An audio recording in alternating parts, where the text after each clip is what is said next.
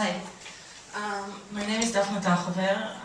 In my background, I was a telecommunication and computer officer in the Israeli Army. I managed the headquarters and operations center, computer center, and the Israeli Army.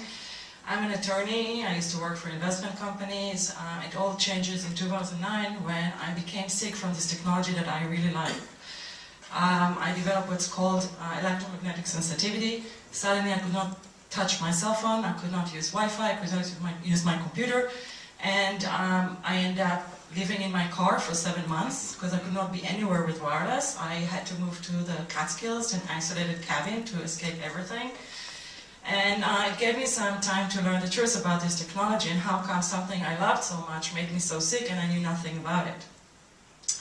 Now, your companies are actually clearly aware of this because we have here a representative from Nokia and the chief technology officer for Nokia for 10 years, Mati Niamela, I think that's how you pronounce it.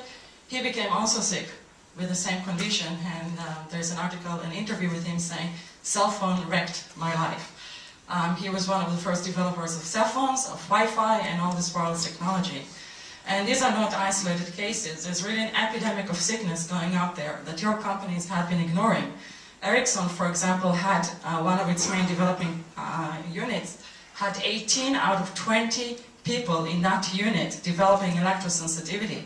Now, the companies admitted it and actually went into great lengths to accommodate those people, shielding their rooms, shielding their cars, until coming to work became impossible because of all of the cell towers on the roads.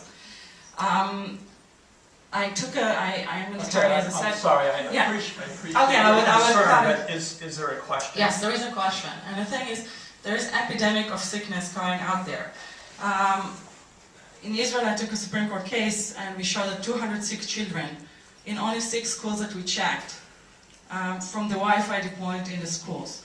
So now, in addition to all this radiation that is going on into the environment, you're adding more radiation in higher, likely more harmful frequencies. And there are a few studies from Israel showing the microwave, the millimeter waves. Okay, I'm sorry, you've made your point. Okay, so my question is, don't you think, and it's really a little bit rude, because the fact that you don't like the question doesn't mean I should not be able to ask it.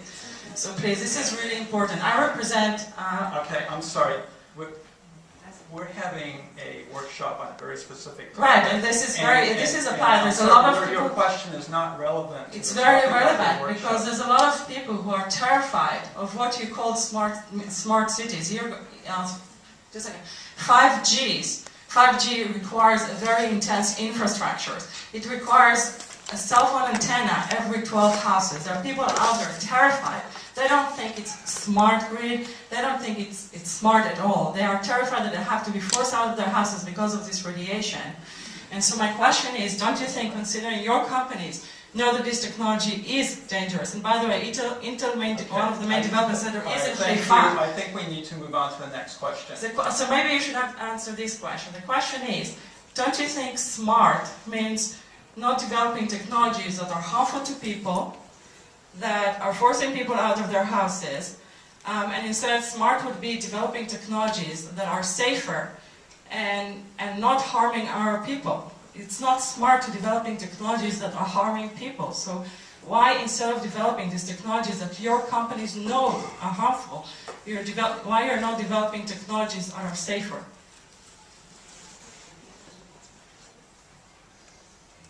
Does anybody want to answer, or should we move on to the next question? I mean, except to say, look, I mean, I take umbrage to the question that we don't care about health and safety. I think that's, I reject the premise of the question. I mean, I think everything that we have talked about with respect to 5G has been designed around smaller infrastructure, lower power levels, things that are an important aspect of this. And it's not just because of cost. So listen, hold on. You know what? You're not interested in a dialogue. You're interested in a political statement, and so you show up at a panel like this, and you go on and on and on. We were waiting for you to ask a question. I did answer the question. Thank you. I reject the premise of the question. You said that the 5G is going to be added. Okay, we are done. We're going to go for a break now. Thank you all very much. Please come back at about 11 o'clock, and we are going to go ahead and have a discussion about the business use case for both smart cities and 5G. Thank you all very much.